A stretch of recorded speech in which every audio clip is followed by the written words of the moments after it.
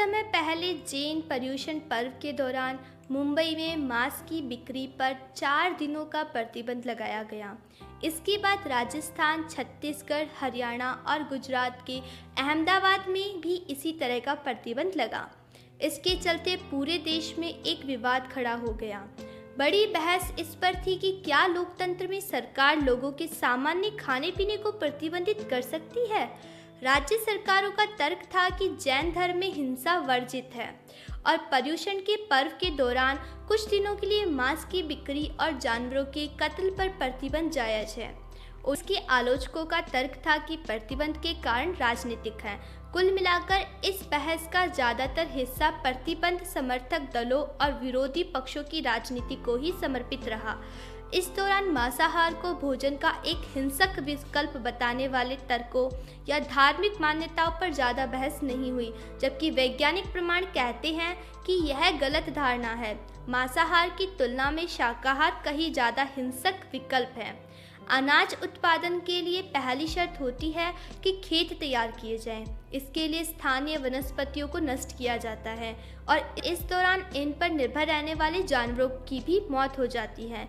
सभी वैज्ञानिक इस राय पर एकमत हैं कि 1 किलो गोश्त पैदा करने के लिए 2 से 10 किलो तक पौधों या वनस्पतियों की जरूरत होती है। अब चूंकि पृथ्वी पर खेती लायक जमीन सीमित है, इसलिए इस तथ्य से सीधा निष्कर्ष निकाला जा सकता है कि मांस की अपेक्षा यदि शाकाहार अपनाया जाए तो प्रति हेक्टेयर ज़्यादा से ज़्यादा इंसानों की भूख खत्म की जा सकती है। दूसरे शब्दों में कहें तो शाकाहार का प्रचलन बढ़ने से कहीं कम जीव हिंसा होगी और इससे पर्यावरण भी सुरक्षित रहेगा। इस निष्कर्ष के आधार पर बहस यहीं खत्म हो जाती है, लेकिन जब आप मांसाहार से जुड़े नैतिक और पर्यावरणीय पहलुओं का वैज्ञानिक प्रमाणों के आधार पर अध्ययन करेंगे तो इसके उलट नतीजे नजर आते हैं। ऑस्ट्रेलिया में गेहूं और दूसरे अनाजों के उत्पादन से जुड़े कुछ आंकड़ों से हमें ऐसे ही 2 निष्कर्ष साफ साफ देखने को मिले हैं। पहला, इससे पर्यावरण को ज़्यादा नुकसान पहुंचता है। दूसरा, मांस उद्योग से ज़्यादा हिंसा खेती में होती है। इंसानी शरीर के लिए उपयोगी 1 किलोग्राम प्रोटीन के उत्पादन में 25 गुना ज़्यादा जीव मारे जाते हैं। लेकिन ये कैसे संभव है? अनाज उत्पादन के लिए पहली शर्त होती है कि खेत तैयार किए जाएं। इसके लिए स्थानीय वनस्पतियों को नष्ट किया जाता है। इस वजह से इन पर निर्भर रहने वाले जानवरों की भी मौत हो जाती है। ऑस्ट्रेलिया का उदाहरण बताता है कि यहाँ यूरोपीय मूल के लोगों के पहुँचने के बाद आधी से ज़्यादा मूल वनस्पतियाँ खत्म हो चुकी हैं। इतने सालों से लगातार एक ही किस्म की फसलों ने यहाँ जैव विविधता का बड़ा हिस्सा खत्म कर दिया है। अब मान लिया जाए भविष्य में शाकाहार का चलन बढ़ता है तो ऑस्ट्रेलिया जैसे देशों को और उत्पादन बढ़ाना पड़ेगा। इसके लिए और जमीन साफ की जाएगी, यानी और वनस्पति नष्ट होगी। उत्पादन बढ़ाने का दूसरा तरीका है कि और सघन खेती की जाए। इसके लिए ज़्यादा कीटनाशकों और उर्वरकों की जरूरत होगी जो पर्यावरण को और नुकसान पहुंचाएंगे। ऑस्ट्रेलिया में जिन जानवरों का मांस खाया जाता है वे सभी चारागाहों पर पलते बढ़ते हैं। ऑस्ट्रेलिया में 70% से ज़्यादा जमीन पर चारागाह हैं। यहाँ जानवर मूल रूप से स्थानीय वनस्पतियों या घास पर निर्भर हैं। ये घास या वनस्पतियों को नष्ट नहीं करते बल्कि उस जगह की मूल जैव विविधता को बरकरार रखते हैं। चारागाहों में अनाज नहीं उगता, इसलिए यह भी नहीं कहा जा सकता कि यहाँ से मिलने वाले मांस का खेती किसानी पर कोई बुरा प्रभाव पड़ता है। यहाँ जानवरों के घास चरने से ज़्यादा भूक्षरण जैसी समस्या बढ़ सकती है। फिर भी फसलों को उगाने के लिए जिस तरह से पारिस्थितिकी तंत्र के साथ खिलवाड़ किया जाता है उसकी तुलना में यह कुछ भी नहीं है।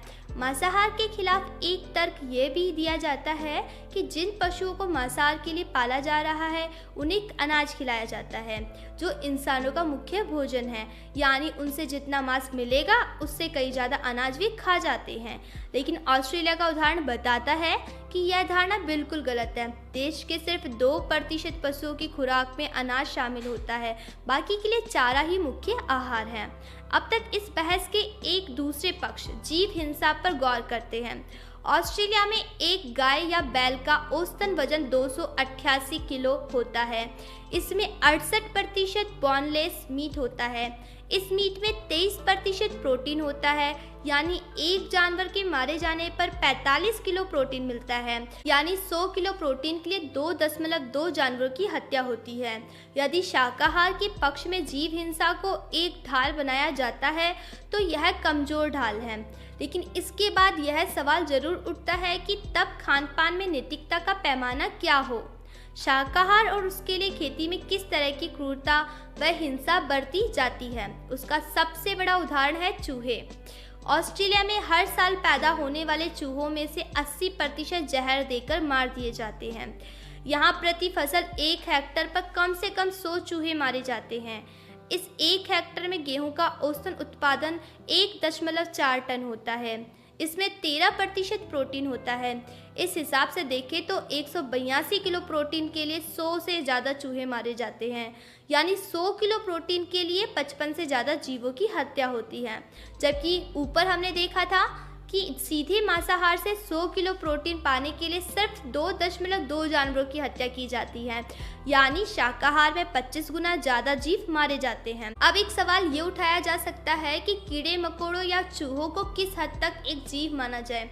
ज़्यादातर लोग हो सकता है उन कीटों या मकड़ियों को जो खेती के दौरान मारी जाती हैं जीव की श्रेणी में शामिल न करें, लेकिन वे भी अपने आसपास के वातावरण के साथ उसी तरह बुनियादी क्रिया प्रतिक्रिया करते हैं जैसे गाय या बैल करते हैं।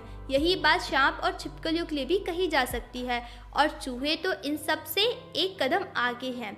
वैज्ञानिक अध्ययन बताते हैं कि चूहे एक दूसरे के लिए गाने गाते हैं। गायन एक दुर्लभ गुण है जो सिर्फ व्हेल, मछलियों और चमगादड़ों के साथ साथ सिर्फ इंसानों में विकसित हुआ है। इस तरह शाकाहारी भोजन के लिए ज़्यादा हिंसक तरीके इस्तेमाल किए जाते हैं। इस वीडियो में दिए गए तर्क यह साबित करने के लिए नहीं है कि सभी लोगों को मांसाहारी हो जाना चाहिए या फिर जो शाकाहारी हैं वे गलत रास्ते पे हैं। इनसे बस यह बात साबित की जा सकती है कि यदि शाकाहार के पक्ष में जीव हिंसा को एक ढाल बनाया जाता है तो यह कमजोर ढाल है। लेकिन इसके बाद यह सवाल जरूर उठता है कि तब खान पान में नैतिकता का पैमाना क्या हो। इसका कोई एक सटीक जवाब नहीं हो सकता। फिलहाल तो यह लोगों की निजी पसंद नापसंद पर ही निर्भर करेगा, और जब जब सरकारें इनमें दखल देंगी कुछ वैसी ही बहस देखने सुनने को मिलेगी जैसी पिछले दिनों हमारे देश में चली। आप देख रहे थे TTS इंडिया, मैं रागिनी। धन्यवाद।